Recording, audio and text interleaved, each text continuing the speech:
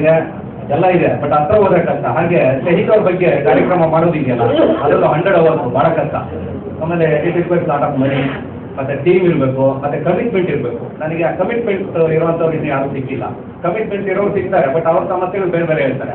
ನನಗೇನಂದ್ರೆ ಟಿಪ್ಪು ಸುಲ್ತಾನ್ ಅಂದ್ರೆ ಅವ್ರ ಬಗ್ಗೆ ಅವ್ರು ಏನೇನು ಸಾಧನೆ ಮಾಡಿದ್ದಾರೆ ಅದೆಲ್ಲವನ್ನ ಇವತ್ತಿನ ಜನರೇಷನ್ ಕೊಟ್ಬಿಟ್ರೆ, ಇದರಿಂದ ನಮ್ಮ ಅವರು ಬಹಳ ಚೆನ್ನಾಗಿರೋದು ದೇವರಾಜ್ ಅವರು. ನಾನು ಸಾಕಷ್ಟು ವರ್ಷದಿಂದ ಅವ್ರನ್ನ ನೋಡ್ತಾ ಇದ್ದೀನಿ. ಟಿಪ್ಪು ಸುಲ್ತಾನ್ ಅವರ ಜೀವನ ಚರಿತ್ರೆಯನ್ನ ನಮ್ಮವರೆಲ್ಲ ಓದ್ಬಿಟ್ರೆ, ಯಾರಾದ್ರೂ ಯುವಕರು ಓದ್ಬಿಟ್ರೆ ಖಂಡಿತ ಅವರ 30ನೇ ವಯಸ್ಸಿನಲ್ಲಿ ಇಲ್ಲ 35ನೇ ವಯಸ್ಸಿನಲ್ಲಿ ನೊಬೆಲ್ ಪ್ರೈಸ್ ಬರುತ್ತೆ ಅವರಿಗೆ. ಟಿಪ್ಪು ಸುಲ್ತಾನ್ ರಹಮತುಲ್ಲಾಹಿ ಅವರ ಬಗ್ಗೆ A to Z, right from 1750 November 10th ಇಂದ May 4, 1799 ವರೆಗೆ ಅವ್ರು ಏನೇನು ಸಾಧನೆ ಮಾಡಿದ್ರು, ಯಾವ ರೀತಿ ಬೆಳೆದ್ರು, ಯಾವ ರೀತಿ ಯುದ್ಧ ಮಾಡಿದ್ರು, ಯಾವ ರೀತಿ ಇನ್ವೆನ್ಷನ್ ಮಾಡಿದ್ರು, ಯಾವ ರೀತಿ ರೂಲ್ ಮಾಡಿದ್ರು, ಯಾವ ರೀತಿ ಜನಗಳನ್ನ ಪ್ರೀತಿಸಿದ್ರು, ಯಾವ ರೀತಿ ಹಿಂದೂಗಳಿಗೆ ಹೆಲ್ಪ್ ಮಾಡಿದ್ರು, ಯಾವ ರೀತಿ ಮುಸಲ್ಮಾನರಿಗೆ ಬುದ್ಧಿ ಹೇಳಿದ್ರು, ಎಲ್ಲವನ್ನ ಅಧ್ಯಯನ ಮಾಡ್ಬಿಟ್ರೆ ಬಹುಶಃ ಅವನೊಬ್ಬ ದೊಡ್ಡ ಸೈಂಟಿಸ್ಟ್ ಆಗ್ತಾನೆ, ಇಲ್ಲ ದೊಡ್ಡ ಸಾಹಿತಿ ಆಗ್ತಾನೆ, ಇಲ್ಲ ದೊಡ್ಡ ಹಿಸ್ಟಾರಿಯನ್ ಆಗ್ತಾನೆ. ಒಟ್ಟಲ್ಲಿ ನೊಬೆಲ್ ಪ್ರೈಸ್ ತಗೊಳ್ಳೋದಕ್ಕೆ ಯಾವ ಒಂದು ಕ್ವಾಲಿಫಿಕೇಶನ್ ಬೇಕೋ ಅದು ಆ ವ್ಯಕ್ತಿಗೆ ಸಿಗ್ತದೆ. ಆ ಕಾರಣಕ್ಕೋಸ್ಕರ ನಾವು ಸರ್ಕಾರಗಳಲ್ಲಿ ರಿಕ್ವೆಸ್ಟ್ ಮಾಡ್ಕೊಳ್ಳೋದು ಟಿಪ್ಪು ಸುಲ್ತಾನ್ ಅವ್ರ ಬಗ್ಗೆ ಒಂದು ರಿಸರ್ಚ್ ಸೆಂಟರ್ ಮಾಡಿ ಅಂತ. ತಮಾಷೆ ಅಂದ್ರೆ ನಿನ್ನೆ ಕೂಡ ಬಜೆಟ್ ಬಗ್ಗೆ ನಾವಿಬ್ರು ಮಾತಾಡ್ತಾ ಇದ್ದೀವಿ. ಯಾಕೆಂದ್ರೆ ಯಾವುದೇ ವಿಷಯ ಬಂದರೂ ನಾವಿಬ್ರು ಫೋನಲ್ಲಿ ಟಚಲ್ಲಿ ಇರ್ತೀವಿ. ನಾನು ನಮ್ಮ ಸರ್ಕಾರ ಸಾಹೇಬರು ಸನ್ಮಾನ್ಯ ಮುಖ್ಯಮಂತ್ರಿಗಳು ಒಳ್ಳೆ ಬಜೆಟ್ ಕೊಟ್ಟಿದ್ದಾರೆ, ಅದ್ಭುತವಾದಂಥ ಬಜೆಟ್, ಕ್ರಿಟಿಸೈಸ್ ಮಾಡೋಕ್ಕೆ ಸಾಧ್ಯ ಇಲ್ಲ. ಆದರೆ ಟಿಪ್ಪು ಸುಲ್ತಾನ್ ಅವರ ಹೆಸರನ್ನು ಮರ್ತ್ಬಿಟ್ಟಿದ್ದಾರೆ. ಸಣ್ಣ ಸಣ್ಣ ವ್ಯಕ್ತಿಗಳು, ಆಂಧ್ರದ ವೇಮನ ಅವ್ರು ನೆನ್ಸ್ಕೊಂಡಿದ್ದಾರೆ, ಸಂತೋಷ, ದೊಡ್ಡ ವ್ಯಕ್ತಿ, ನಾವು ಅದ್ರ ಬಗ್ಗೆ ಯಾರು ಚಕಾರ ಇರ್ತಲ್ಲ. ಕೇರಳದ ನಾರಾಯಣ್ ಗುರು ಬಗ್ಗೆ ರಿಸರ್ಚ್ ಮಾಡೋದಕ್ಕೆ ಒಪ್ಕೊಂಡಿದ್ದಾರೆ, ಅದ್ರ ಬಗ್ಗೆನೂ ತುಂಬಾ ಗೌರವ ಇದೆ. ಸಂಗೊಳ್ಳಿ ರಾಯಣ್ಣ ಅವ್ರ ಬಗ್ಗೆ, ಭಕ್ತ ಕನಕದಾಸರ ಬಗ್ಗೆ, ಎಲ್ಲರ ಬಗ್ಗೆನೂ ಮಾಡಿದ್ದಾರೆ, ಮಾಡ್ಬೇಕು ಅದನ್ನ. ಆದ್ರೆ ಯಾಕೋ ಗೊತ್ತಿಲ್ಲ ಟಿಪ್ಪು ಸುಲ್ತಾನ್ ಮಾಡ್ಬಿಟ್ಟಿದ್ದಾರೆ. ದುರಂತ ಏನಂದ್ರೆ 1 ಲಕ್ಷ ಜನ ಮುಸಲ್ಮಾನರು ಸೇರ್ತೀರಾ ಅಂತ ಕಡೆ ಅವ್ರನ್ನೇ ಕರೀತಾರೆ, ಅವ್ರಿಗೆ ಟೊಪ್ಪೆ ಹಾಕ್ಬಿಟ್ಟು ಅವ್ರ ಕೈಯಲ್ಲಿ ಏನೋ ಭಾಷಣ ಕೇಳ್ತೀರಾ. ಮುಖ್ಯಮಂತ್ರಿ ಆಗಿ 1,30,000 ಕೋಟಿ ರೂಪಾಯಿ ಬಜೆಟ್ ಅನ್ನ ಅನೌನ್ಸ್ ಮಾಡಿದಾಗ ಮತ್ತೆ ಟಿಪ್ಪು ಸುಲ್ತಾನ್ ಅವರಿಗೆ 1 ಕೋಟಿ ರೂಪಾಯಿ ಕೊಡೋದಕ್ಕೆ ಮನಸ್ಸು ಬಂದಿಲ್ಲ ಅಂದ್ರೆ ನೋವಾಗುತ್ತಾ ಆಗುತ್ತೆ. ಈ ಪಬ್ಲಿಕ್ ಲೈಫಲ್ಲಿ ಇದು ನಾವು ಕ್ರಿಟಿಸೈಸ್ ಮಾಡ್ಕೊಳ್ಳಲ್ಲ. ಯಾಕೆಂದ್ರೆ ಈ ಕಮ್ಯುನಲ್ ಫೋರ್ಸಸ್ ಬಂದ್ಬಿಡುತ್ತೆ. ಯಾಕೆ ನಮ್ಮವ್ರು ನಾವೇ ಕಾಲು ಹೇಳ್ಕೊಂಡು ನಾವೇ ಜಗಳ ಆಡಿದ್ರೆ ನಾಳೆ ಏನಾಗುತ್ತೆ, ಇನ್ಯಾರೋ ಕಮ್ಯುನಲ್ ಫೋರ್ಸಸ್ ಬಂದು ಇನ್ನೂ ಡೆಸ್ಟ್ರಾಯ್ ಮಾಡ್ತಾರೆ. ಆ ಕಾರಣಕ್ಕೋಸ್ಕರ ಹೊರಗಡೆ ಹೇಳುವಾಗಿಲ್ಲ. ನಮ್ಮ ಕುರೇಶ್ ಸಾಹೇಬ್ ಹೇಳ್ತಾರೆ ಅದನ್ನ ಒಂದು ಉರ್ದು ಗಾದಿನಲ್ಲಿ, ಎಲ್ಲೋ ಒಂದ್ ಕಡೆ ಗಾಯ ಆಗ್ಬಿಟ್ಟಿದೆ, ತೋರ್ಸಕ್ಕಾಗಲ್ಲ, ಅನ್ಭವಿಸಕ್ಕಾಗಲ್ಲ, ಆ ರೀತಿ ಆಗ್ಬಿಟ್ಟಿದೆ. ಈ 1,30,000 ಬಜೆಟ್ ಅಲ್ಲಿ ಟಿಪ್ಪು ಸುಲ್ತಾನ್ ಅವರಿಗೆ 1 ಕೋಟಿ ಕೊಡೋದಕ್ಕೆ ಇವ್ರಿಗೆ ಆಗ್ಲಿಲ್ವಲ್ಲ, ಯಾಕೆ? ಈ ಪ್ರಶ್ನೆ ನಾವೆಲ್ಲರೂ ಕೇಳಬೇಕು, ಪ್ರೀತಿಯಿಂದ ಕೇಳಬೇಕು, ಬಹಳ ಜಬರ್ದಸ್ತಿಂದ ಕೇಳಬೇಕು. ಇನ್ ರಿಟರ್ನ್ ಇವರು 1 ಕೋಟಿ ಕೊಡೋದಿರಲಿ. ರಾಜ್ಯ ಸರ್ಕಾರಕ್ಕೆ ಟಿಪ್ಪು ಸುಲ್ತಾನ್ ಅವರಿಂದ ಬಜೆಟ್ ಅಲ್ಲಿ ಎಷ್ಟು ಹೋಗ್ತಿದೆ ಗೊತ್ತಾ? 3 ಕೋಟಿ ಎವ್ರಿ ಇಯರ್ ಹೋಗ್ತಿದೆ. ಯಾರಿಂದ ಹೋಗ್ತಾ ಇದೆ? ಟಿಪ್ಪು ಸುಲ್ತಾನ್ ಅವರ ಅಭಿಮಾನಿಗಳ ಚಪ್ಪಲಿಯಿಂದ ಹೋಗ್ತಾ ಇದೆ.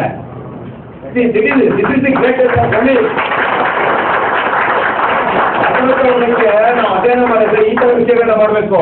ಇವತ್ತು ಟಿಪ್ಪು ಸುಲ್ತಾನ್ ಅವರು ಶ್ರೀರಂಗಪಟ್ಟಣದಲ್ಲಿ ಮಲಗಿದ್ದಾರೆ. ಅವ್ರು ನೋಡೋದಕ್ಕೆ ಫಾರಿನ್ನಿಂದ, ಬೇರೆ ಬೇರೆ ರಾಜ್ಯಗಳಿಂದ, ಕಾಶ್ಮೀರದಿಂದ, ಕನ್ಯಾಕುಮಾರಿಯಿಂದ, ನಮ್ಮ ರಾಜ್ಯದ ಬೀದರು, ಕೊಳ್ಳೇಗಾಲ ಎಲ್ಲ ಮೂಲೆಯಿಂದ ಜನ ಬರ್ತಾರೆ. ವರ್ಷಕ್ಕೆ ಸುಮಾರು 10 ಲಕ್ಷ ಜನ ಬರ್ತಾರೆ. ಬಂದವರೆಲ್ಲರೂ ತಮ್ಮ ಶಕ್ತಿಯನ್ನು ಹೊರಗಡೆ ಬಿಟ್ಟು ಗೋರಿ ಒಳಗಡೆ ಹೋಗಿ ಆ ಮಹಾತ್ಮನ ಆ ಗೋರಿಯ ಮುಂದೆ ನಿಂತು ದೇವರನ್ನ ಒಂದು ಪ್ರೇಯರ್ ಮಾಡ್ಕೊಂತಾರೆ. ಏನಂತ? ಈ ದೇಶಕ್ಕೋಸ್ಕರ ತನ್ನ ಮಕ್ಕಳನ್ನ ಒತ್ತೆ ಇಟ್ಟರು, ಈ ದೇಶಕ್ಕೋಸ್ಕರ ತನ್ನ ಪತ್ನಿಯನ್ನು ಹುತಾತ್ಮರನ್ನ ಮಾಡಿದ್ರು, ಈ ದೇಶಕ್ಕೋಸ್ಕರ ಇವರು ತಂದೆಯವರು ತೀರ್ಕೊಂಡ್ರು, ಈ ದೇಶಕ್ಕೋಸ್ಕರ ಇವರು ರಕ್ತವನ್ನ ಕೊಟ್ಟರು. ಇಂತಹ ಒಬ್ಬ ಮಹಾನ್ ವ್ಯಕ್ತಿಗೆ ಶಾಂತಿಯನ್ನು ಕೊಡಬೇಕು ಅಂತೇಳಿ ದೇವರನ್ನು ಕೇಳ್ಕೊಂಡು ವಾಪಸ್ ಬರ್ತಾರೆ. ಬರುವಾಗ ಚಪ್ಪಲಿ ಸ್ಟ್ಯಾಂಡ್ ಅವರಿಗೆ 2 ರೂಪಾಯಿನೋ 3 ರೂಪಾಯಿನೋ ಕೊಡ್ತಾರೆ. ಆ 2 ರೂಪಾಯಿ 3 ರೂಪಾಯಿ ತರೋದು ಇದೆಯಲ್ಲ ಚಪ್ಪಲಿ ಸ್ಟ್ಯಾಂಡ್ ಕಲೆಕ್ಷನ್, ಒಟ್ಟು 3 ಕೋಟಿ ಕಲೆಕ್ಷನ್ ಆಗುತ್ತೆ. ಆ 3 ಕೋಟಿ ರೂಪಾಯಿ ಎಲ್ಲೋಗುತ್ತೆ? ರಾಜ್ಯ ಸರ್ಕಾರದ ಟ್ರೆಜರಿಗೆ ಹೋಗುತ್ತೆ. ಟಿಪ್ಪು ಸುಲ್ತಾನ್ ಅವ್ರಿಗೆ 1 ಕೋಟಿ ಕೊಡೋದಕ್ಕೆ ಇವರಿಗೆ ಯೋಗ್ಯತೆ ಇಲ್ಲ. ಅವರ ಚಪ್ಪಲಿ ದುಡ್ಡಿಂದ 3 ಕೋಟಿ ತಗೊಳ್ತಾರೆ ಅಂದ್ರೆ ಏನಾಗಬೇಕು? ಇದನ್ನೇ ಹೇಳೋದು. ಬೈಯಕ್ಕೂ ಆಗಲ್ಲ, ಬಿಸಿ ತುಪ್ಪ ಹೊಗಳೋದಕ್ಕೂ ಆಗಲ್ಲ, ಬೈಯಕ್ಕೂ ಆಗಲ್ಲ. ನಮ್ಮವ್ರಿಗೆ ನಾವು ಬೈದ್ರು ಅಂತ ಹೇಳ್ಬಿಡ್ತಾರೆ. ಆಮೇಲೆ ನಾಳೆ ಏನಾದ್ರು ಒಳ್ಳೆ ಕೆಲಸ ಮಾಡೋದ್ರಿಂದ ಬಹುಶಃ ಅದನ್ನ ನಿಲ್ಲಿಸ್ಬಿಡ್ತಾರೆ. ಈಗ ಯಾವುದೋ ಒಂದು ಮಿಕ್ಕಿದ ಎಲ್ಲ ಒಳ್ಳೆ ಕೆಲಸ ಮಾಡಿದ್ದಾರೆ. ರೈತರಿಗೆ, ಹಿಂದುಳಿದ ವರ್ಗದವ್ರಿಗೆ, ದಲಿತರಿಗೆ, ಮುಸಲ್ಮಾನರಿಗೆ, ಅಲ್ಪಸಂಖ್ಯಾತರಿಗೆ ಎಲ್ಲವೂ ಮಾಡಿದ್ದಾರೆ. ಯಾರಿಗೂ ಇಲ್ಲ ಅಂತ ಇಲ್ಲ. One of the best budget. But ನಮ್ಮ ಟಿಪ್ಪು ಸುಲ್ತಾನ್ ಮಾತ್ರ ಏನಲ್ಲ, minus Tipu Sultan one of the best budget ಅಂತ ಹೇಳಿ ಮಾಡ್ಬಿಟ್ಟಿದ್ದಾರೆ. ಇದು ನೋವಾಗಿದೆ. ಇದೊಂದು ವಿಷಯ. ಇನ್ನೊಂದು ವಿಷಯ, ಯಾಕೆಂದ್ರೆ ನಾನು ಟಿಪ್ಪು ಸುಲ್ತಾನ್ ಅವ್ರ ಬಗ್ಗೆ ಯಾವ ವಿಷಯ ಹೇಳಬೇಕು, ಯಾವ್ದು ಹೇಳಬೇಕು ಗೊತ್ತಾಗ್ತಾ ಇಲ್ಲ. ತುಂಬಾ ವಿಷಯಗಳಿದೆ. ಒಂದು ಬುಕ್ಕನ್ನು ಕೂಡ 2 ಬುಕ್ ಬರ್ತಿದ್ದೀನಿ ಈಗಾಗಲೇ. ಎಲ್ಲ ವಿಷಯಗಳು ಅದರಲ್ಲಿದೆ. ಅವ್ರ ಬಗ್ಗೆ ಗೊತ್ತಿರುವಂತಹದ್ದು, ಗೊತ್ತಿದ್ದರುವಂತಹದ್ದು, ಬಿಟ್ಟೋಗಿರುವಂತಹದ್ದು ಪ್ರತಿಯೊಂದು ಅದರಲ್ಲಿ ನಾನು ರೆಕಾರ್ಡ್ ಮಾಡಿದ್ದೀನಿ. ಬಹುಶಃ ಆ ಬುಕ್ಕನ್ನ ತುಂಬಾ ಜನ ತಗೊಳ್ತಾ ಇಲ್ಲ. ಅದೊಂದು ಬಹಳ ನೋವು. ಯಾಕಂದ್ರೆ ನನಗೆ ಯಾಕಾದ್ರೂ ಬರೋದು ಅಂತ ಬಹಳ ಬೇಜಾರಾಗುತ್ತೆ. ಬರಿಬಾರ್ದಿದ್ದೇನೋ, ಒಲಿಯೋರ ಬಗ್ಗೆ ಬರೀ ಪ್ರೇಯರ್ ಮಾಡ್ಕೊಂಡಿದ್ದು ಸಾಕಾಗಿರೋದೇನೋ, ಬುಕ್ ಬರೆಯೋ ಮುಂಚೆ ನಾನು ಬಹಳ ದೊಡ್ಡ ತಪ್ಪು ಮಾಡಿದೆ ಅಂತೇಳಿ. ಯಾಕೆಂದ್ರೆ ಅದೆಲ್ಲ ಇಟ್ ಇನ್ವಾಲ್ವ್ ಮನಿ.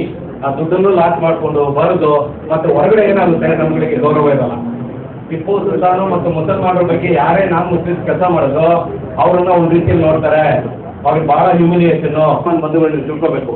ಯಾಕೆಂದ್ರೆ ಮುಸಲ್ಮಾನರನ್ನ ಡೈಲಿ ಅಂತ ಹೇಳ್ಬಿಟ್ಟು ಓದ್ಕೊಂಡು ಹೋಗೋರು ಬೇರೆ, ಮತ್ತೆ ಮುಸಲ್ಮಾನರ ಬಗ್ಗೆ ಸಾಕಷ್ಟು ಸಮಸ್ಯೆಗಳನ್ನ ಚರ್ಚೆ ಮಾಡೋದು ಬೇರೆ. ಬಟ್ ನಮ್ಮ ಸಮಸ್ಯೆ ಏನಾಗಿದೆ ಅಂದ್ರೆ ನಿಜವಾದ ಫೈಟ್ ಮಾಡೋದು ನಮ್ಗೆ ನ್ಯಾಯ ಸಿಗೋದಿಲ್ಲ.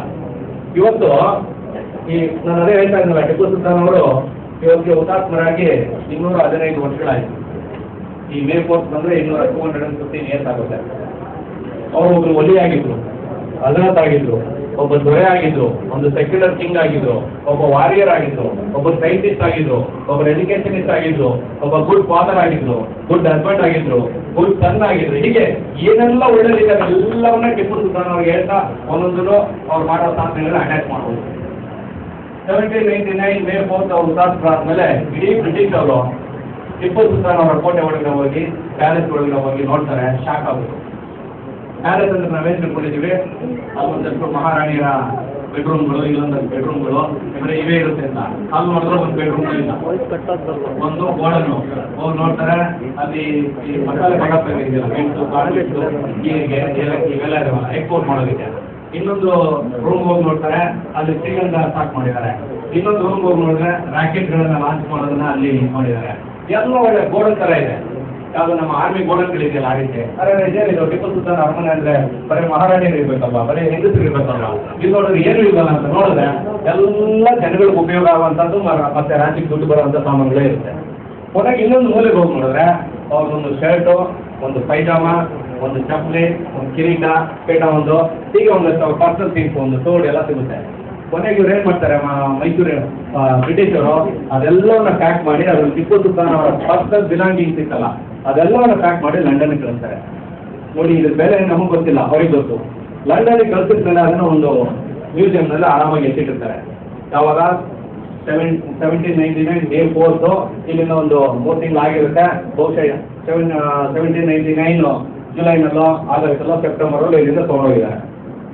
1980 ಅಂದ್ರೆ ಈಗ ರೀಸೆಂಟ್ ಆಗಿ ಒಂದು 34 ಇಯರ್ಸ್ ಬ್ಯಾಕ್ 1980 ಇಡೀ ಲಂಡನ್ ಅಲ್ಲಿ ಲಿಬರಲೈಸೇಷನ್ ಅಂತ ಆಗ್ಬಿಟ್ಟು ಎಕನಾಮಿಕಲ್ ಕಂಡೀಷನ್ ಬಹಳ ಮನವಿ ಮಾಡ್ಕೊಂತಾರೆ. ನಾವು ಒಂದು ಕಾಲದಲ್ಲಿ ಇಡೀ ಪ್ರಪಂಚವನ್ನ ಗೆದ್ದಂತವ್ರು ನಮ್ಮ ಮೇಂಟೆನೆನ್ಸ್ ನೀವು ದುಡ್ಡು ಕೊಡ್ತಾ ಇದ್ರಿ, ಇವತ್ತು ನೀವು ದುಡ್ಡು ಕೊಟ್ಟಿಲ್ಲ ಅಂದ್ರೆ ನಾವು ಬೀದಿ ಪಾಲಾಗ್ಬಿಡ್ತೀವಿ, TRS ಮೇಲೆ ನಿಂತ್ಕೊಂಡು ನಾವು ಭಿಕ್ಷೆ ಬಿಡ್ಬೇಕಾಗುತ್ತೆ, ದಯವಿಟ್ಟು ನಮ್ಗೆ ದುಡ್ಡು ಕೊಡಿ ಅಂದಾಗ ಮಾಡ್ಬಿಟ್ಟು ಹೇಳ್ತಾರೆ, ನಮ್ಮ ಪ್ರೆಸಿಡೆಂಟ್ ದುಡ್ಡೇ ಇಲ್ಲ, ನಿಮ್ಗೆ ದುಡ್ಡು ಕೊಡಕ್ ಆಗಲ್ಲ ಅಂತ ಹೇಳಿ ರಿಜೆಕ್ಟ್ ಮಾಡ್ಬಿಡ್ತಾರೆ. ಆಗ ಯಾರೋ ಒಬ್ಬ MP ಒಂದು ಒಳ್ಳೆ ಸಲಹೆ ಕೊಡ್ತಾನೆ, ಇಲ್ಲ ಅವರು ಮಹಾರಾಣಿ ನಮ್ಮ ಗ್ರೇಟ್ ಇರ್ತಾರೋ ಅವ್ರಿಗೆ ಕೊಡ್ಲೇಬೇಕು, ಅವ್ರಿಗೆ ಏನಾದ್ರೂ ಮಾಡಿ ಫಂಡ್ ಕೊಡೋಣ ಅಂದಾಗ ಒಂದು ರೆಸಲ್ಯೂಷನ್ ಪಾಸ್ ಮಾಡ್ತಾರೆ. ಕೂತ್ಕೊಂಬಿಡಿ, ಇಲ್ಲ ಬಂದ್ಬಿಡಿ ಅಂತ ಹೇಳಿ ಒಂದು ರೆಸಲ್ಯೂಷನ್ ಪಾಸ್ ಆಗುತ್ತೆ 1980 ಮೊನ್ನೆ. ಅದ್ರ ಪ್ರಕಾರ ಏನ್ ಮಾಡ್ತಾರೆ, ಈ ಇಂಡಿಯಾದಿಂದ ಯಾವ್ಯಾವ ಸಾಮಾನುಗಳನ್ನ ಲೂಟಿ ಮಾಡ್ಕೊಂಡು ಹೋಗಿದ್ರೋ ಅವೆಲ್ಲವನ್ನ ಎಕ್ಸಿಬಿಷನ್ ಇರ್ತಾರೆ ಮ್ಯೂಸಿಯಂನಲ್ಲಿ. ನಮ್ಮ ಏಷ್ಯಾದಿಂದ, ಇಂಡಿಯಾದಿಂದ, ಬೇರೆ ಬೇರೆ ದೇಶಗಳಿಂದ ಜನ ಎಲ್ಲ ಹೋದರು ಒಂದು ಎಷ್ಟಪ್ಪ ಒಂದು ದುಡ್ಡನ್ನ ಅಲ್ಲಿ ಕೊಟ್ಬಿಟ್ಟು ಒಳಗಡೆ ಹೋಗಿ ಎಲ್ಲ ನೋಡ್ಕೊಂಡ್ಬಿಡ್ತಾರೆ. ಆ ರೀತಿ ಮ್ಯೂಸಿಯಂಗಳಲ್ಲಿ ಅತ್ಯಂತ ಹೆಚ್ಚಿನ ರೆವಿನ್ಯೂ ಬರ್ತಾ ಇರೋದು ಟಿಪ್ಪು ಸುಲ್ತಾನ್ ರವರ ಚಪ್ಪಲಿ ಇರುವಂತ ಒಂದು ಮ್ಯೂಸಿಯಂನಿಂದ.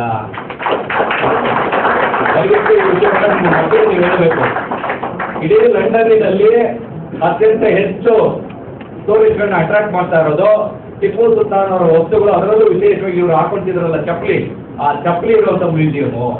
ಆ ದುಡ್ಡನ್ನ ಅಲ್ಲೊಬ್ಬ ಯಾರೋ ಮ್ಯಾನೇಜರ್ ಮ್ಯೂಸಿಯಂ ನಲ್ಲಿ ಇರ್ತಾನಲ್ಲ, ಡೈರೆಕ್ಟರ್ ಸೆಕ್ರೆಟರಿನೋ ಎಲ್ಲ ಕಲೆಕ್ಟ್ ಮಾಡಿ ತಗೊಂಡೋಗಿ ಸ್ವೀಟ್ ಎಲ್ಲಿಗೆ ಬಂದು ಕೊಟ್ಟು ಇವತ್ತು ನೀವು ಬ್ರೆಡ್ ಅನ್ನ ತಗೊಳ್ಳಿ, ಹಾಲನ್ನ ತಗೊಳ್ಳಿ, ಕೇಕ್ ಅನ್ನ ತಗೊಳ್ಳಿ, ಊಟ ಮಾಡಿ ಅಂತ ದುಡ್ಡು ಕೊಡ್ತಿದ್ದಾನೆ.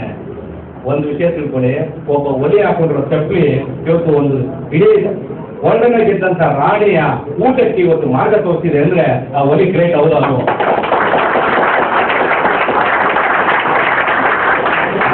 ವ್ಯಕ್ತಿ ಬಗ್ಗೆ ಕೆಲವು ಕೋಮುವಾದಿ ಮಿನಿಸ್ಟ್ರಿಗಳು, ಕೆಲವು ಕೋಮುವಾದಿ ಇಸ್ಲಾಮಿಯನ್ಗಳು ಬಾಯಿ ಬಂದಾಗ ಮಾತಾಡಿದ್ರೆ ನಮಗೆ ಕೋಪ ಹೊರತ ಬರೋದಿಲ್ಲ. ನಾವು ಅವ್ರ ವಿರುದ್ಧ ಹೋರಾಟ ಮಾಡಬೇಕೋ ಬೇಡವೋ? ಇದೇ ಹೋರಾಟವನ್ನು ನಾವು ಮಾಡ್ತಾ ಇರೋದು. ಆದರೆ ನಮ್ಮ ಇವರು ಶಂತು ಭಕ್ತ ಇವರು ಮಾತಾಡೋದು ತಾಲಿ ಹೊಡಿಯೋದು ಅಂತ ನಾನು ಪ್ರಾರಂಭದಲ್ಲೇ ನಿಮ್ಗೆ ಹೇಳೋಣ ಅಂತಿದ್ದೆ. ಓ ಮೇರಾ ತಾಲಿ ವಾಲಿ ಮುಸ್ಲಿಮಾನ್ ಅಂತ ಹೇಳೋಣ ಅಂತಿದ್ದೆ. ತಪ್ಪಂದ್ರೆ ಹೊರಗೆ ಸುಮ್ಮನೆ ಆಗ್ಬಿಡ್ತೀವಿ. ಫೈಟ್ ಮಾಡಲ್ಲ, ಫೈಟ್ ಮಾಡಬೇಕು. ಏನಕ್ಕೆ ಮಾಡ್ಬೇಕಂದ್ರೆ ನಮ್ಮ ಒಳ್ಳೇದಕ್ಕೆ ನಾವು ಫೈಟ್ ಮಾಡಬೇಕು. ಟಿಪ್ಪು ಸುಲ್ತಾನ್ ಅವರ ಎಲ್ಲ ಟೆಕ್ನಾಲಜಿ ಅವ್ರ ಹತ್ರ ಇದ್ದಂತೆ ಎಲ್ಲ ಬುಕ್ಕು ಎಲ್ಲವನ್ನ ಇಂಗ್ಲೆಂಡ್ ಅವ್ರು ಕರ್ಕೊಂಡು ಹೋಗಿದ್ದಾರೆ.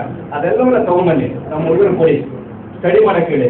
ಒಬ್ಬೊಬ್ಬನು ಒಂದೊಂದು ರಾಕೆಟ್ ಕಂಡು ಹಿಡಿತಾನೆ, ಒಬ್ಬೊಬ್ಬನು ಒಂದು ಸ್ಯಾಟಲೈಟ್ ಕಂಡು ಹಿಡಿತಾನೆ, ಒಬ್ಬೊಬ್ಬನು ಒಂದೊಂದು ವೈದ್ಯನಾಗ್ತಾನೆ. ವಾರ್ ಫೀಲ್ಡಲ್ಲಿ ವಾರ್ ಮಾಡ್ತಾ ಇರ್ತಾರೆ ಟಿಪ್ಪು ಸುಲ್ತಾನ್ ಅವರು. ಸಂಜೆ ಲೇಟ್ ಆಗುತ್ತೆ, ಕತ್ಲಾದಾಗ ಡೇರೆ ಒಳಗೆ ಬರ್ತಾರೆ. ಬರ್ತಿದಾಗೆ ಅವ್ರಿಗೊಂದು ಮೆಸೇಜ್ ಬರುತ್ತೆ, ಯಾರೋ ಅವರ ಸೈನ್ಯದಲ್ಲಿದ್ದಂಥ ಒಬ್ಬ ಪವರ್ಫುಲ್ ಸೈನಿಕನಿಗೆ ಜ್ವರ ಬಂದಿದೆ ಅಂತ ಹೇಳಿ. ತಕ್ಷಣ ಅವ್ರಿಗೆ ಅವ್ನು ಬೇಕಾಗಿತ್ತು, ಯಾಕೆಂದ್ರೆ ವಾರ್ ಮಾಡೋದಕ್ಕೆ ಅವ್ರು ಬೇಕೇ ಬೇಕು. ತಕ್ಷಣ ಅವ್ರು ಲೆಟರ್ ಬರೀತಾರೆ ಅಲ್ಲಿಂದ, ಮುಟ್ಟಾಳ ನಿಮ್ಗೆ ಜ್ವರ ಬಂದಿದ್ರೆ ನಿಮ್ಗೆ ಡೇರೆ ಒಳಗೆ ಕೂತ್ಕೋಬೇಡ, ಈ ಔಷಧಿಯನ್ನು ತಗೋ, ನಾಳೆ ವಾಸಿ ಆಗುತ್ತೆ, ಬೆಳಿಗ್ಗೆ 8 ಗಂಟೆ ಬಂದು ನೀವು ವಾರ ಭಾಗವಹಿಸು ಅಂತ ಬರೀತಾರೆ. ವಾರ್ ಫೀಲ್ಡ್ ಇಂದ ಮೆಡಿಕಲ್ ಪ್ರಿಸ್ಕ್ರಿಪ್ಷನ್ ಬರೆದಂತ ಏಕೈಕ ಜ್ವರ ಈ ಪ್ರಪಂಚದಲ್ಲಿ ಇದ್ರೆ ಅದು ಮೈಸೂರಲ್ಲಿ ಟಿಪ್ಪು ಸುಲ್ತಾನ್. ಆ ಪ್ರಿಸ್ಕ್ರಿಪ್ಷನ್ ಯಾವ ಔಷಧಿಯನ್ನು ಬಂದಿದ್ರು ನಾವು ತಿಳ್ಕೋಬೇಕು. ರಾತ್ರಿ 8 ಗಂಟೆಗೆ ಜ್ವರ ಬಂದಿದೆ, ಬೆಳಗ್ಗೆ 8 ಗಂಟೆಗೆ ಅವ್ನು ಮತ್ತೆ ವಾರ್ ಮಾಡಕ್ಕೆ ಹೋಗ್ತಾನೆ ಅಂದ್ರೆ ವಿತಿನ್ 12 hours ಅಲ್ಲಿ ಜ್ವರವನ್ನ ವಾಸಿ ಮಾಡುವಂತ ಒಂದು ಮೆಡಿಸನ್ ಯಾವುದು ಅನ್ನೋದು ನಮ್ಮ ಮೈಸೂರಲ್ಲಿ ಟಿಪ್ಪು ಸುಲ್ತಾನ್ ಅವರಿಗೆ ಗೊತ್ತಿತ್ತು. ಅದು ಅವ್ರು ಎಲ್ಲಿಂದ ಆಗ್ಬಿಟ್ಟಿತ್ತು ಆ ಬುಕ್ ಮೂಲಕ. ಆ ಬುಕ್ ಇವತ್ತೇನಿದೆ ಲಂಡನ್ ಇದೆ, ಆ ಬುಕ್ ಅನ್ನ ತರಿಸಿ ಆ 4 ದಿನ ನಮ್ಮ ಮೆಡಿಕಲ್ ಸ್ಟೂಡೆಂಟ್ಗಳು ಕೊಡಿ. ಇದರಿಂದ ಲಾಭ ಯಾರಿಗಾಗುತ್ತೆ? ನಮಗಲ್ವಾ? ಹೀಗಾಗಿ ಅವರಿಂದ ಪ್ರತಿಯೊಂದು ವಿಷಯವನ್ನು ನಾವು ತಿಳ್ಕೊಂಡ್ರೆ ನಮಗೆ ಲಾಭ ಆಗುತ್ತೆ, ಈ ದೇಶಕ್ಕೆ ಲಾಭ ಆಗುತ್ತೆ. ಇವತ್ತಿಗೂ ಕೂಡ ನಮ್ಮ ಕರ್ನಾಟಕ ರಾಜ್ಯಕ್ಕೆ ನಾನೊಂದು ಸಣ್ಣ ಉದಾಹರಣೆ ಕೊಟ್ಟೆ, ಚಪ್ಲಿಯಿಂದ ಅಂತೇಳಿ. ಟಿಪ್ಪು ಸುಲ್ತಾನ್ ಅವರ ಮ್ಯಾನ್ಯುಮೆಂಟ್ ಇಂದ ಸುಮಾರು 30-40 ಕೋಟಿ ರೂಪಾಯಿ ಆದಾಯ ಬರ್ತಾ ಇದೆ. ರಾಜ್ಯ ಸರ್ಕಾರ ಅದನ್ನು ತಗೊಳ್ತಾ ಇದೆ. ಅದನ್ನೆಲ್ಲ ನೀವು ಲೆಕ್ಕ ಮಾಡಿಬಿಟ್ರೆ ದುಡ್ಡೇ ಬರೋದಿಲ್ಲ. ಹೀಗಾಗಿ ಅವರು ಹುತಾತ್ಮರಾದ ನಂತರನೂ ಕೂಡ ದುಡಿತಾ ಇದ್ದಾರೆ. The person who dies in 1794, 1799 May 4 still is earning. ಯಾರಿಗೆ? ನಮ್ಮ ರಾಜ್ಯಕ್ಕೋಸ್ಕರ, ನಮ್ಮ ದೇಶಕ್ಕೋಸ್ಕರ. ಮತ್ತೆ ಹಿಂದೂ ಮುಸಲ್ಮಾನರನ್ನ ಯಾವ ರೀತಿ ನೋಡ್ಕೊಂಡು ಅದ್ರ ಬಗ್ಗೆ ಸಾಕಷ್ಟು ವಿಷಯಗಳಿದೆ, ಬೇರೆ ಬೇರೆ ವಿಷಯಗಳನ್ನ ಹೇಳಿದ್ದಾರೆ. ಯಾಕಂದ್ರೆ ಎಲ್ಲ ವಿಷಯಗಳನ್ನು ನಾನು ಅಧ್ಯಯನ ಮಾಡಿ ಬಂದಿರೋದ್ರಿಂದ, ಯಾಕಂದ್ರೆ ಆ ವಿಷಯಕ್ಕೆ ಹೋಗ್ಬಿಟ್ರೆ ತುಂಬಾ ಇದಾಗ್ಬಿಡುತ್ತೆ. ನಮ್ಮ MLA ದೇವರಾಜ್ ಅವರು ಬಹಳ ಚೆನ್ನಾಗಿ ಹೇಳಿದ್ರು, ಮುಸಲ್ಮಾನರಿಗೆ ಮೆಕ್ಕಾ ಮದೀನಾ ಹೇಗೋ ಹಾಗೆ ಶೃಂಗೇರಿ ಮಠ ಅಂತೇಳಿ. ಆ ಶೃಂಗೇರಿ ಮಠವನ್ನ ಲೂಟಿ ಮಾಡಿದ ಬೇರೆ ಯಾರು ಅಲ್ಲ, ಇದೇ ಮರಾಠಿ ಬ್ರಾಹ್ಮಣರು. ಇದನ್ನು ಯಾವ ಹಿಸ್ಟಾರಿಯೂ ಹೇಳೋದಿಲ್ಲ. ಇದೇ ಮರಾಠಿಯ ಬ್ರಾಹ್ಮಣರು 1791 ಶೃಂಗೇರಿ ಮಠವನ್ನು ಲೂಟಿ ಮಾಡಿ ಅಲ್ಲಿರೋ ಸ್ವಾಮೀಜಿ, ಬ್ರಾಹ್ಮಣ ಸ್ವಾಮೀಜಿ ಅವರನ್ನ ಹೊಡೆದು ಅವರನ್ನ ಕೊಂದು ಇಡೀ ಮಠವನ್ನು ಧ್ವಂಸ ಮಾಡಿದ್ರು. ಆಗ ಆ ಮಠವನ್ನು ರಕ್ಷಣೆ ಮಾಡಿದ್ದು ಮೈಸೂರು ಟಿಪ್ಪು ಸುಲ್ತಾನ್.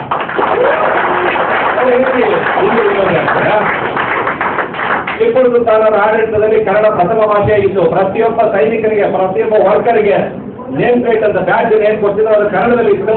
ಅವ್ರು ಬರೀತಿರುವಂತ ಪತ್ರ ಕನ್ನಡದಲ್ಲಿ ಇತ್ತು. ಅವರಿಗೆ ಕನ್ನಡ ವಿರೋಧಿ ಆಗ್ತಾರೆ, ಅವರಿಗೆ ಹಿಂದೂ ವಿರೋಧಿ ಆಗ್ತಾರೆ. ನಾನೊಂದು ಪಟ್ಟಿನೇ ಮಾಡಿದ್ದೀನಿ. ಇಡೀ ಸೌತ್ ಇಂಡಿಯಾದಲ್ಲಿ ಟಿಪ್ಪು ಸುಲ್ತಾನ್ ಯಾವ್ಯಾವ ಟೆಂಪಲ್ಗೆ ಎಷ್ಟೆಷ್ಟು ಸಹಕಾರ ಕೊಟ್ಟಿದ್ದಾರೆ, ಎಷ್ಟೆಷ್ಟು ಸಹಾಯ ಮಾಡಿದ್ದಾರೆ ಅಂತ. ಮುಸಲ್ಮಾನರಿಗೆ ಅವ್ರು ಏನೂ ಮಾಡಿಲ್ಲ. ಇದೇ ಸೌದಿ ಅರೇಬಿಯಾದಿಂದ ಕೆಲವು ಮುಸಲ್ಮಾನರು ಬಂದರು. ಇವತ್ತು Saudi Arabia is one of the richest country, ಆವಾಗ ಅದು ಪೂರೆಸ್ಟ್ ಕಂಟ್ರಿ. ಯಾರೋ ಏಷ್ಯಾದಲ್ಲಿ ಒಬ್ಬ ಮುಸ್ಲಿಂ ಕಿಂಗ್ ಇದಾರಂತೆ, ನಾವು ಹೋದ್ರೆ ನಮ್ಗೆ ತುಂಬಾ ಸಹಾಯ ಮಾಡ್ತಾರೆ, ಹೋಗಿ ಅವರಿಂದ ದುಡ್ಡು ತಗೋಣ ಅಂತ ಶ್ರೀರಂಗಪಟ್ಟಣಕ್ಕೆ ಬರ್ತಾರೆ. ಯಾರು? ಸೌದಿ ಅರೇಬಿಯಾದಿಂದ ಒಂದು ನಿಯೋಗ. ಆಗ ಟಿಪ್ಪು ಸುಲ್ತಾನ್ ಅವರು ಬುದ್ಧಿ ಹೇಳಿ, ನನ್ನ ದುಡ್ಡು ನಿಮಗೆ ಹಾಕೊಡ್ಲಿ. ಆಗ ಅವ್ರು ಹೇಳ್ತಾರೆ ನಾವು ಮಸೀದಿ ಕಟ್ತೀವಿ ಅಂತೇಳಿ. ಆಗ ಟಿಪ್ಪು ಸುಲ್ತಾನ್ ಕೇಳ್ತಾರೆ, ಬೇರೆಯವ್ರ ದುಡ್ಡು ತಗೊಂಡು ಮಸೀದಿ ಕಟ್ಟೋದಕ್ಕೆ ಪ್ರಾವಿಷನ್ ಇದೆಯಾ ಮತ್ತು ಕುರಾನ್ ಓದಿ ಅಂತ ಹೇಳ್ತಾರೆ. ಈಗ ನಾನು ತಲಕಾ ಚಿಕ್ಕರಂಗೇಗೌಡ, ನಾನು ಮುಸ್ಲಿಮ್, ನಾನು ₹1 ಕೋಟಿ ಕೊಡ್ತೀನಿ, ನನ್ನ ಹೆಸರಿನಲ್ಲಿ ಒಂದು ಮಸೀದಿ ಕಟ್ತೀರಾ? ಇಟ್ ಇಸ್ ನಾಟ್ ಅಲೋಡ್ ಇನ್ ಇಸ್ಲಾಂ. ಇದೆಲ್ಲವನ್ನ ಅವ್ರು ತಿಳ್ಕೊಂಡಿರ್ತಾರೆ. ಅವನಿಗೆ ಬುದ್ಧಿ ಹೇಳ್ತಾರೆ, ನನ್ನಿಂದ ದುಡ್ಡು ನಿಮ್ಮಲ್ಲಿ ಕಟ್ಟೋದಲ್ಲ, ನೀವೇ ಅಲ್ಲಿರುವಂತ ಬಡವರಿಂದ ಕಲೆಕ್ಟ್ ಮಾಡಿ ಕಟ್ಟಿ ಅಂತ ವಾಪಸ್ ಕಳಿಸ್ತಾರೆ. ಅಂದ್ರೆ ಟಿಪ್ಪು ಸುಲ್ತಾನ್ ಅವರು ಈ ಭಾರತ ದೇಶದ ₹1 ಕೂಡ ಭಾರತದಿಂದ ಹೊರಗಡೆ ತಗೊಂಡೋಗಿಲ್ಲ. ಆದರೆ ಈ ಬ್ರಿಟಿಷರು ಇಡೀ ಇಂಡಿಯಾದ ಎಕಾನಮಿನೇ, ದಾದಾಬಾಯಿ ನೌರೋಜಿ ಅವರ ಬುಕ್ ಅನ್ನು ನೀವು ಓದ್ಬಿಟ್ರೆ ಎಕಾನಮಿ ಡ್ರೈವ್ ಅಂತ, ಎಲ್ಲ ಸಂಪತ್ತನ್ನು ಅಲ್ಲಿ ಕಳಿಸಿದ್ರು. ಇವತ್ತು ನಮ್ಮ ಕೋಮುವಾದಿಗಳಿದಾರಲ್ಲ, ಯಾರು ಟೀ ಸ್ಟಾರ್ಟ್ ಮಾಡ್ಕೊಂಡು ಬಿಬಿಡಿ ಬಂದಿದಾರಲ್ಲ, ಅವ್ರ ದುಡ್ಡೆಲ್ಲ ಎಲ್ಲಿದೆ? ಸ್ವಿಸ್ ಬ್ಯಾಂಕಲ್ಲಿದೆ. ಅಂದ್ರೆ ಈ ದೇಶಕ್ಕೋಸ್ಕರ ದುಡಿದಂತ ಒಬ್ಬ ಮುಸಲ್ಮಾನ್ ದೊರೆ ಈ ದೇಶದ ದುಡ್ಡು ಉಳಿಬೇಕು ಅಂತ ಏನ್ ಮಾಡಿದ್ರು? ಈ ದೇಶ ಪ್ರೇಮ ತಿಳ್ಕೋಬೇಕು. ಈ ಎಲ್ಲ ವಿಷಯವನ್ನ ತಿಳ್ಕೋಬೇಕು ಅಂದ್ರೆ ಟಿಪ್ಪು ಬಗ್ಗೆ ಒಂದು ರಿಸರ್ಚ್ ಸೆಂಟರ್ ಆಗಬೇಕು. ಯಾಕಂದ್ರೆ ಈಗ ನಾನೇನು ಒಂದು ಬುಕ್ ಅನ್ನು ಬರ್ದಿದ್ದೀನಿ, ಅದೇ ಒಂದು ಬುಕ್ ಅನ್ನ ರಾಜ್ಯ ಸರ್ಕಾರ ಬರೀಬೇಕು ಅಂದ್ರೆ 5 ಕೋಟಿ ಖರ್ಚು ಮಾಡ್ಬೇಕು. ಅವರು 5 ಕೋಟಿ ಖರ್ಚಾಗುತ್ತೆ. ನಾನು ಏನು ಆ ಬುಕ್ ಅನ್ನು ಬರ್ದಿದ್ದೀನಿ, ಆದ್ರೂ ಅದಕ್ಕೊಂದು ಅಥಾರಿಟೇಟಿವ್ ಆಗಿರ್ಬೇಕು ಅಂದ್ರೆ, ಒಂದು ಅಥೆಂಟಿಸಿಟಿ ಸಿಗಬೇಕು ಅಂದ್ರೆ ಸರ್ಕಾರ ಅದನ್ನು ಅದಕ್ಕೆ ಪಬ್ಲಿಷ್ ಮಾಡಬೇಕು.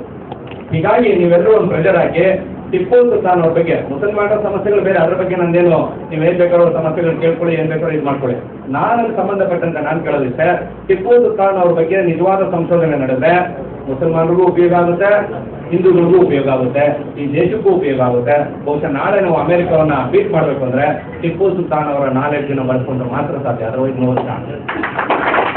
ಈ ದೃಷ್ಟಿಯಿಂದ ದಯವಿಟ್ಟು ಮುಂದೆ ಚುನಾವಣೆ ಬರುತ್ತೆ, ಸಾಕಷ್ಟು ಜನ ನಿಮ್ಮ ಹತ್ರ ಬರ್ತಾರೆ, ನಿಮ್ಮ ಓಟ್ಗಳು ಕೇಳ್ತಾರೆ. ಒಂದು ಕಂಡೀಷನ್ ಹಾಕಿ, ಟಿಪ್ಪು ಸುಲ್ತಾನ್ ಅವ್ರಿಗೆ ನೀವು ಯಾಕೆ ದುಡ್ಡನ್ನು ಕೊಟ್ಟಿಲ್ಲ? ಟಿಪ್ಪು ಸುಲ್ತಾನ್ ಅವ್ರ ಹೆಸರಿನಲ್ಲಿ ಏನು ಮಾಡ್ತಾ ಇಲ್ಲ ಯಾಕೆ? ನೀವು ಅವ್ರು ಬೇರೆ ಕೇಳ್ಬಿಡಿ ನೇರವಾಗಿ, ಅವ್ರು ಯಾರಾದರೂ ಆಗಿರಲಿ. ಬೇಡ ಅಂದ್ರೆ ಬೇಡ ಅಂತ ಒಬ್ಬರಾಗಿ ಹೇಳ್ಬಿಡ್ಲಿ, ನನಗೂ ಟಿಪ್ಪು ಸುಲ್ತಾನ್ಗೂ ಸಂಬಂಧ ಇಲ್ಲ ಅಂತ ಈ ರಾಜಕಾರಣಿಗಳು ಗಂಟಾಗೋಸ್ಕರವಾಗಿ ಹೇಳ್ಬಿಡ್ಲಿ. ನಾವು ಇವ್ರು ಕೇಳೋದೇ ಇಲ್ಲ, ನಾವುಗಳೇ ದುಡ್ಡು ಹಾಕೊಂಡು ನಾವುಗಳೇ ಭಿಕ್ಷೆ ಎತ್ತಿ ನಾವು ಮಾಡ್ತೀವಿ. ಅದೇ ಜೊತೆಗೆ ನಾವು ಮಾತಾಡೋದು. ಸರ್ಕಾರ ಇವತ್ತು ಒಂದು ದುಡ್ಡನ್ನ ಪಬ್ಲಿಷ್ ಮಾಡ್ಬೇಕಾದ್ರೆ 5 ಕೋಟಿ ದುಡ್ಡು ಖರ್ಚು ಮಾಡುತ್ತೆ. ಬಟ್ ನಾವು ಕೇಳಿ ಕೇಳಿ ಸುತ್ತಾಬಿಟ್ಕೊಂಡು ನಾವೇ ಮಾಡಕ್ಕೆ ಶುರು ಮಾಡಿ ಈಗ ನಾವೇ ಮಾಡ್ಬಿಟ್ವಿ. ಹಾಗೆ ದಯವಿಟ್ಟು ನೀವೆಲ್ಲರೂ ಟಿಪ್ಪು ಸುಲ್ತಾನ್ ಅವ್ರ ಬಗ್ಗೆ ರಾಜ್ಯ ಸರ್ಕಾರ ಒಂದು ಸಂಶೋಧನಾ ಕೇಂದ್ರವನ್ನ, ರಿಸರ್ಚ್ ಸೆಂಟರ್ನ ಮಾಡಲೇಬೇಕು, ಕೇಂದ್ರ ಸರ್ಕಾರನೂ ಮಾಡಬೇಕು ಅಂತ ದಯವಿಟ್ಟು ನಿಮ್ಮ ಬಳಿ ಬರುವಂಥ ರಾಜಕಾರಣಿಗಳಿಗೆ ಸ್ವಲ್ಪ ಕಿವಿ ಹತ್ರ ಹೇಳಿ. ಆಮೇಲೆ ನಿಮ್ಮ ಮೊಹಲ ಸಮಸ್ಯೆಗಳೇನು? ಯಾಕೆಂದ್ರೆ ಟಿಪ್ಪು ಸುಲ್ತಾನ್ ಅವ್ರ ಪಾಲಿಸಿನ ನಾವು ಅಡಾಪ್ಟ್ ಮಾಡ್ಕೊಂಡಾಗ ನಿಮ್ಮ ಮೊಹಲದಲ್ಲಿ ನೆನಪಿದ ಮಟ್ಟಿಗೆ ಯಾವ ಸಮಸ್ಯೆನೂ ಇರಲ್ಲ, ಎಲ್ಲ ಆಟೋಮೆಟಿಕಾಗಿ ಇರಾಗ್ಬಿಡುತ್ತೆ. ಬೆಳಗ್ಗೆ ಸೂರ್ಯ ಬರ್ತಿದ್ದಾಗೆ ನಾವೆಲ್ಲ ಲೈಟ್ ಹಾಕ್ತೀವ, ಆಟೋಮೆಟಿಕಾಗಿ ಬೆಳಕು ಬರುತ್ತೆ. ಕಷ್ಟದಿಂದ ಮಾತ್ರ ದೊಡ್ಡ light, dome light, tube light ಏನೆಲ್ಲ ಬೇಕು, ಅವುಗಳು ಬೇಕಾಗಿಲ್ಲ. ಹಾಗೆ ಟಿಪ್ಪು ಸುಲ್ತಾನ್ ಅವರ ಟೆಕ್ನಾಲಜಿನ ಬಳಸ್ಕೊಂಡ್ಬಿಟ್ರೆ ಎಲ್ಲರ ಸಮಸ್ಯೆನೂ ಬಗೆಹರುತ್ತೆ. ಆ ಕಾರಣಕ್ಕೋಸ್ಕರ ಮೈಸೂರಲ್ಲಿ ಟಿಪ್ಪು ಸುಲ್ತಾನ್ ಅವ್ರ ಬಗ್ಗೆ ಸಂಶೋಧನಾ ಕೇಂದ್ರ ನಡಿಬೇಕು ಅಂತ ನೀವೆಲ್ಲ ದಯವಿಟ್ಟು ಒಂದು ಒತ್ತಾಯವನ್ನು ಹಾಕಿ ಅಂತ ಹೇಳ್ತಾ, ನನ್ನನ್ನು ಈ ಒಂದು ಅಸ್ಮಲ್ ಅಹಮದ್ ಖಾನ್ ಅವರು ಬಹಳ ಒಳ್ಳೆಯ ಮುತುವರ್ಜಿಯಿಂದ ಇಮೇಜ್ ಎಜುಕೇಷನ್ ಟ್ರಸ್ಟ್ ಮಾಡಿದ್ದಾರೆ.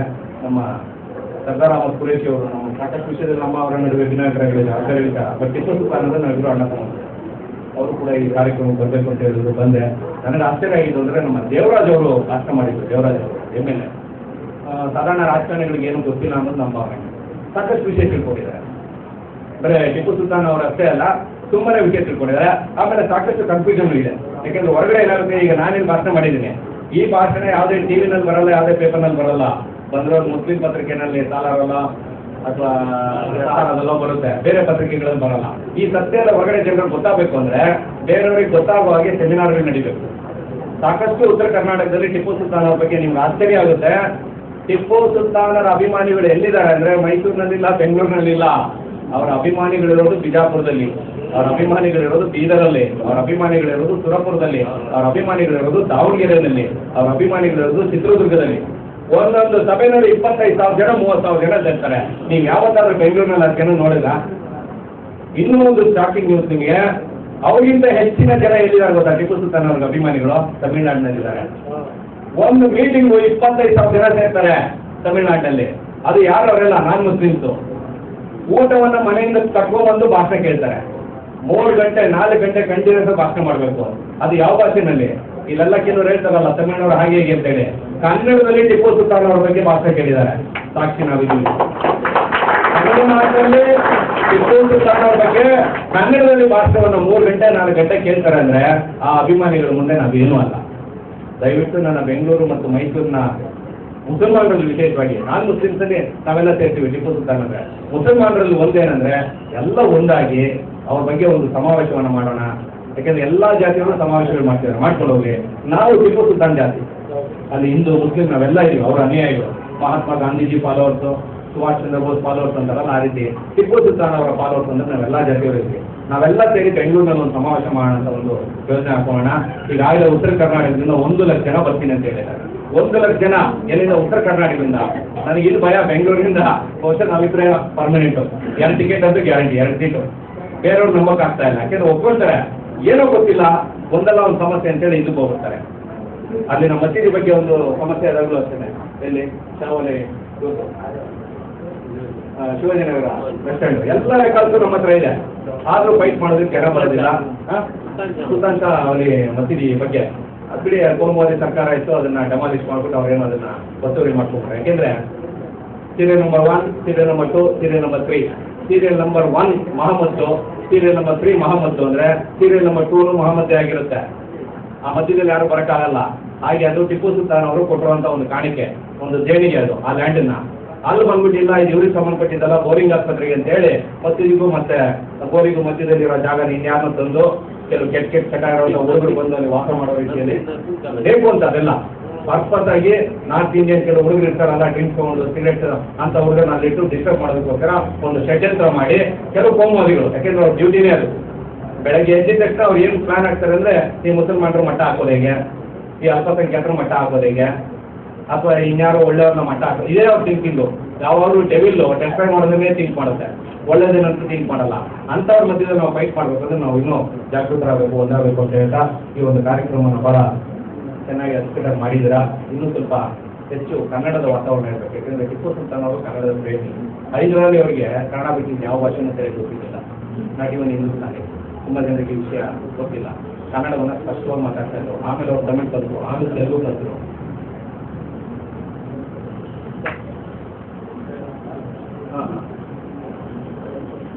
ನೋಡಿ, ಒಂದು ಕೆ ಶ್ರೀರಾಮ್ ಸಾಹೇಬ್ ಒಳ್ಳೆ ಸುದ್ದಿಯನ್ನು ಹೇಳಿದ್ರು. ತಾಜ್ ಮಹಲ್ ಪಕ್ಕದಲ್ಲಿ ನೀವೆಲ್ಲ ಬನ್ನೇರ್ಘಟ್ಟ ಹೋದ್ರೆ ಅಲ್ಲಿ ಅವರೊಂದು ತಾಜ್ ಮಹಲ್ ಅನ್ನು ಕಟ್ಟಿದ್ದಾರೆ, ಅವರ ಪತ್ನಿಯ ನೆನಪಿಗೋಸ್ಕರ ಹೋಗಿ ನೋಡಿ. ಅಲ್ಲಿ ಟಿಪ್ಪು ಸುಲ್ತಾನ್ ಗ್ಯಾಲರಿಯನ್ನು ಕೂಡ ಮಾಡ್ತಿದ್ದಾರೆ. ಅವ್ರ ಬಗ್ಗೆ ನಾವು ಕೇಳೋದು, ಅವ್ರ ಬಗ್ಗೆ ಒಳ್ಳೆ ಕೆಲಸ ಮಾಡೋದಿದೆಯಲ್ಲ, ಎಲ್ಲ ಪ್ಲಸ್ ಕೌಂಟ್ ಆಗುತ್ತೆ. ಇದೆಲ್ಲ ಪುಣ್ಯಕ್ಕೆ ಅಂತ ನನ್ನ ಪ್ರಕಾರ. ಅದು ಟೈಮ್ ಏನು ವೇಸ್ಟ್ ಅಲ್ಲ, ನಿಮ್ಮ ಟೈಮ್ ಖಂಡಿತ ವೇಸ್ಟ್ ಅಲ್ಲ ಅಲ್ವಾ? ಹಾಗೆ ನೀವುಗಳು ಕೂಡ ಅದಕ್ಕೆ ಹೆಚ್ಚು ಇನ್ವಾಲ್ವ್ ಆಗಿರುತ್ತೆ ಅಂತ, ಮತ್ತೆ ಬೇರೆ ಬೇರೆಯವ್ರನ್ನ ಬಿಡಿಸಿ, ಮತ್ತೆ ಯಾರೇ ಟಿಪ್ಪು ಸುಲ್ತಾನ್ ವಿರುದ್ಧ ಏನೇ ಮಾತಾಡೋದು ನನ್ನ ನಂಬರ್ ಅವ್ರಿಗೆ ಕೊಡಿ, ಚಾಲೆಂಜ್ ಮಾಡಕ್ಕೆ. ಸುಮ್ಮನೆ ಹೇಳ್ಬಿಟ್ಟು ಓಡೋದಲ್ಲ, ಫೈಟ್ ಮಾಡಬೇಕು. 2006ರಲ್ಲಿ ನಾವು ಹೇಳಿದಾಗ ಆ ಟೌನಲ್ಲಿ ಮತ್ತೆ ನಾವು ಧರಣಿ ಕೊಟ್ಕೊಂಡ್ವಿ. ಅದು ಹೈಯರ್ ಎಜುಕೇಶನ್ ಮಿನಿಸ್ಟ್ರು, ಒಂದು ಕೋಮವಾದಿ ಸರ್ಕಾರದ ಮುಖಂಡ ಟಿಪ್ಪು ಸುಲ್ತಾನ್ ಹಾಗೆ ಹೇಗೆ ಅಂತೇಳಿ ನಾವು ಹೆಂಗ್ ಕೂತ್ಕೊಂಡ್ವಿ ಧರಣಿ. ಸುಮ್ಮನೆ ಅದು ಏನೋ ಕೂತ್ಕೊಂಡಿಲ್ಲ, ಒಂದು ಹ್ಯಾಂಗಿಂಗ್ ಸ್ಟ್ಯಾಂಡ್. ಇಡೀ ಇಂಡಿಯಾದಲ್ಲಿ ಪಬ್ಲಿಕ್ ಪ್ಲೇಸ್ ಅಲ್ಲಿ ಎಲ್ಲರೂ ಕೂಡ ಹ್ಯಾಂಗಿಂಗ್ ಸ್ಟ್ಯಾಂಡ್ ಅನ್ನು ಇನ್ಸ್ಟಾಲ್ ಮಾಡೋದಕ್ಕೆ ಪರ್ಮಿಷನ್ ಇಲ್ಲ. ನಾವು ಕಬ್ಬಿಣದ ಒಂದು ಹ್ಯಾಂಗಿಂಗ್ ಸ್ಟ್ಯಾಂಡ್ ಅನ್ನು ಇನ್ಸ್ಟಾಲ್ ಮಾಡಿ ಟೌನ್ ಮುಂದೆ 29 ದಿನಗಳ ಕಾಲ ಕೊನೆ ತೆಗೆದ್ವಿ. ಓ higher education minister, Tipu Sultan ವಿರುದ್ಧ ನೀವೇನೇನೇ ಹೇಳಿದಿರಾ, ನಿಮ್ಮ ಹತ್ರ ಏನ್ ದಾಖಲೆ ಇದೆ ಎಲ್ಲ ತಗೊಂಬನ್ನಿ, ನಮ್ಮ ಹತ್ರ ಏನ್ ದಾಖಲೆ ಇದೆ ನಾವು ತಗೊಂಬರ್ತೀವಿ. ಪಬ್ಲಿಕ್ ಡಿಬೇಟ್ ಆಗಲಿ, ಅದರಲ್ಲಿ ಯಾರು ದಾಖಲೆ ಸುಳ್ಳು ಅಂತ ಗೊತ್ತಾಗುತ್ತೆ ಅವರು ನೇಣು ಹಾಕೋಬೇಕು ಅಂತೇಳಿ ಚಾಲೆಂಜ್ ಮಾಡಿದ್ವಿ. ಅವರ ಹೈಯರ್ ಎಜುಕೇಶನ್ ಮಿನಿಸ್ಟರ್ ತಾಕತ್ತಿದ್ರೆ, ಅವ್ರ ಹತ್ರ ಸತ್ಯ ಇದ್ದಿದ್ರೆ, ಅವ್ರ ಹತ್ರ ಒಂದಿನ ದಾಖಲೆ ಇದ್ದಿದ್ರೆ ತಗೊಂಡ್ಬಂದಿದ್ರೆ ನಾನು ನೇಣು ಹಾಕೊಂಡಿದ್ದೆ. 29 ದಿನ ಆದ್ರೂ ಬರಲಿಲ್ಲ. 29 ದಿನ ಆಗಲಿ, ಇವತ್ತವರೆಗೂ ಬಾಯಿ ತೆಗಿತಾ ಇಲ್ಲ. ಇವತ್ತು ಏನಾದ್ರು ಬಾಯಿ ತೆಗೆದ್ರೆ ಮತ್ತೆ ಹ್ಯಾಂಗಿಂಗ್ ಸ್ಟ್ಯಾಂಡ್ ತರ್ತೀನಿ, ಚರ್ಚೆಗೆ ಬನ್ನಿ ಅಂತೀನಿ, ನೇಣು ಹಾಕೋಬೇಕಾಗುತ್ತೆ. ಆ ಮಟ್ಟದ ಶಕ್ತಿ ಕೂಡ ನಾವು ಟಿಪ್ಪು ಸುಲ್ತಾನ್ ಫಾಲೋವರ್ಸ್. ಹೀಗಾಗಿ ಟಿಪ್ಪು ಸುಲ್ತಾನ್ ಅವ್ರ ವಿರುದ್ಧ ಯಾರಾದ್ರೂ ಏನೋ ಹೇಳಿದ್ರೆ ನೀವು ವಾದ ಮಾಡಕ್ ಹೋಗಬೇಡಿ, ಯಾಕಂದ್ರೆ ನಿಮ್ಮ ಬಾಯಿ ಮುಚ್ಚಿಟ್ಬಿಡ್ತಾರೆ. ಅವ್ರಿಗೆ ಬೇರೆ ಬೇರೆ ವಿಷಯಗಳು ಗೊತ್ತಿರಲ್ಲ. ಅವ್ರು ಯಾರು, ಅವ್ರ ವಿವರ ತಗೊಳ್ಳಿ, ಅವ್ರ ಡೌಟ್ ಏನು ತಗೊಳ್ಳಿ, ನನ್ನ ಫೋನ್ ನಂಬರ್ ಕೊಡಿ, ನಾನು ಚಾಲೆಂಜ್ ಮಾಡ್ತೀನಿ. ಅವ್ರು ಎಲ್ಲ ಹೇಳ್ತಾರೆ ಅಲ್ಲೇ ಹೋಗೋಣ, ಅಲ್ಲೇ ವಾದ ಮಾಡೋಣ. ಜೊತೆಗೆ ನಾನು ಹೈಯರ್ ಎಜುಕೇಶನ್ ಮಿನಿಸ್ಟ್ರಿಗೆ ಹೇಳಿದೆ, ನನ್ನ ಕಡೆಯಿಂದ ಜಡ್ಜ್ ಯಾರು ಬೇಡ, ಜಸ್ಟಿಸ್ ರಾಮ ಜೋಯಿಸ್ರೇ ಜಡ್ಜ್ ಆಗಲಿ. ಜಸ್ಟಿಸ್ ರಾಮ ಜೋಯಿಸ್ರು ಅಂದರೆ ಅವರ